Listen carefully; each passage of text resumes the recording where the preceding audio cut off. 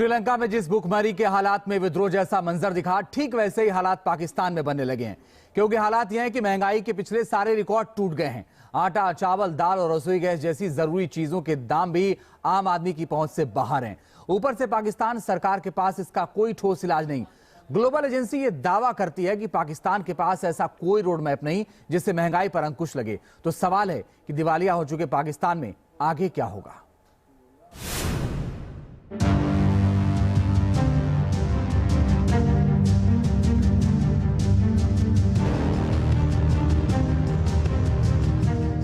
हमारा जीना मुश्किल हो गया। घर पे जाने के बाद बच्चों को बताए कि क्या मतलब मुतमईन करें उनको। 15,000 वाला तनख्वाह वाला होएगा ना, वो बेचारा क्या करे? वो घी खरीदे, आटा खरीदे, या घर का बिल और किराया बिजली का बिल वो दे दे। नवाज शरीफ साहब ने कहा था कि आटा मिलेगा, कपड़े बेच के अपने नहीं वो बल्कि अवाम के कपड़े बेच के आटा अवाम ले रही है।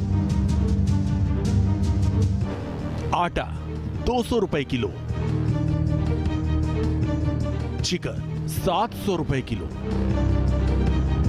रसोई गैस 10,000 रुपए प्रति सिलेंडर, प्याज 280 रुपए किलो, सरसों का तेल 600 रुपए प्रति लीटर, दूध 200 रुपए प्रति लीटर, अरहर दाल 500 रुपए किलो। क्या बिरयानी, क्या बटर चिकन, मानो या ना मानो, मगर पाकिस्तान वालों के लिए ये सब अब ख्याली पुलाव है। महंगाई बम का ऐसा सीरियल धमाका कि दाल रोटी के लिए खून खराबे की नौबत आ गई। भूख से बेहाल लोग मरने मारने पर उतारू हो गए। ये तस्वीरें सिंध के मीरपुर खास की हैं, जहां सब्सिडी वाले आटे की बोरी लेकर जैसे ही सरकारी ट्रक पहुंचा, भूख से बेहाल लोग झपट पड़े। इसी लूटमार में एक शख्स की जान चली गई। मीरपुर खास में पेश आए अफसोसनाक वाक़े से मुतालिक आपको अपडेट करें, जहां सस्ता आटा लेने की जद्दोजहद में एक मजदूर इंतकाल कर गया। रेस्क्यू के मुताबिक मजदूर सस्ता आटा लेने के दौरान रश में गिर गया। लोगों के पैरों तले आने और दम घुटने से वो मौके पर ही जाँ भाग हो गया, जिसकी शिनाख्त 48 साला हूर सिंह के नाम से हुई है। सिंध ही नहीं, पूरे पाकिस्तान में महंगाई आउट ऑफ कंट्रोल है। खाने पीने से लेकर रसोई गैस और बिजली तक हर जरूरी चीजों पर महंगाई का ऐसा वार कि पाकिस्तान में क्या आम और क्या खास हुक्का पानी बंद होने की नौबत आ गई। सरकार ने सस्ते दरों पर आटे की बोरियों की सप्लाई का ऐलान किया तो चौक चौराहों पर लंबी लंबी लाइनें लग गई। देखिए किस तरह 10 और 20 किलो की आटे की बोरी के लिए लोगों को जंग लड़नी पड़ रही है। बिल्कुल सर, आटा बिल्कुल नहीं मिल रहा।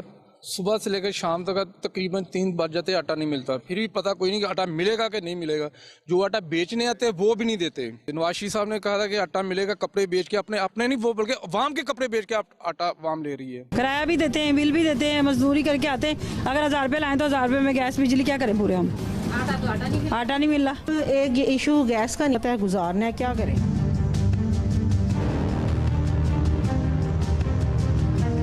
जंग लड़कर अगर आटा मिल भी जाए, सोना गिरवी रखकर दाल तेल का इंतजाम हो भी जाए तो पकाएंगे कैसे?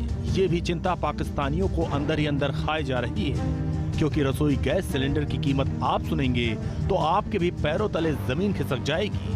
पूरे 10,000 की गड्डी चाहिए पाकिस्तान में एक सिलेंडर लेने के लिए, ऊपर से बत्ती भी गुल है।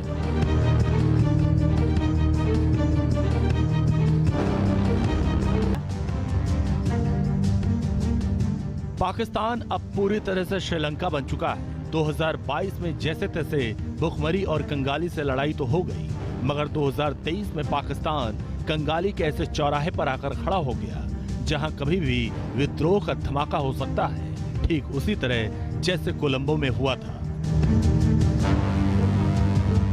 क्योंकि पाकिस्तान को देश चलाने के लिए जितना पैसा चाहिए उससे कहीं ज्यादा उससे 2023 में कर्ज की वसूली होगी। यानी भूख से बेहाल जनता के लिए पाकिस्तान के हुक्मरानों के पास सिवाय दिलासा देने के और कुछ नहीं बचा।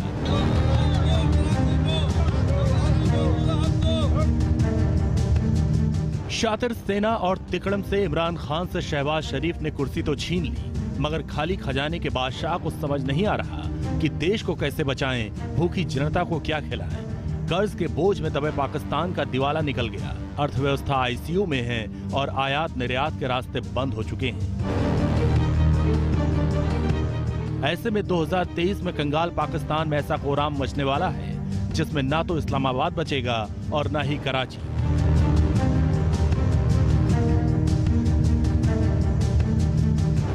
पाकिस्तान के ऊपर आईएमएफ, वर्ल्ड बैंक, चीन और अन्य देशों से मिला कर्ज उसकी कुल जीडीपी का 70% तक पहुंच चुका है। यानी पाकिस्तान जितना कमाएगा उससे कहीं ज्यादा उसे लौटाने। खुद पाकिस्तान के सेंट्रल बैंक और स्टेट बैंक ऑफ पाकिस्तान ने सरेंडर कर दिया। अपनी रिपोर्ट में बताया कि सरकार के पास महज 3 हफ्ते का विदेशी मुद्रा भंडार बचा है। मौजूदा वक्त में लगातार बिगड़ते आर्थिक हालातों की वजह से पाकिस्तान एक बार फिर खस्ताहाली में पहुंच चुका है। दिसंबर महीने के पहले हफ्ते में ही खुलासा किया गया था कि सरकार के विदेशी मुद्रा भंडार में भारी कमी होने लगी है। कर्ज के भयंकर बोझ में दबे पाकिस्तान को फिर से कर्जे का ही सहारा है। इसके लिए पाकिस्तान की शहबाज शरीफ सरकार बीते 8 महीने से दुनिया के चक्कर काट रही है। चीन, सऊदी अरब जैसे देशों से संबंधों की दुहाई दी, मगर पाकिस्तान को फिलहाल कोई रिलीफ पैकेज नहीं मिला। ऊपर से डॉलर के मुकाबले पाकिस्तानी रुपया सबसे न्यूनतम स्तर पर है। इससे जरूरी सामान खरीदने के लिए पाकिस्तान को ज्यादा कीमत अदा करनी पड़ रही है और यही कीमत भूख से बेहाल जनता भी अदा कर रही है। जैसी सरकार वैसा देश, वैसा ही जनता का हाल। कीमत सबको अदा करनी है, चाहे जिंदा रहकर चाहे मरकर। Team news nation.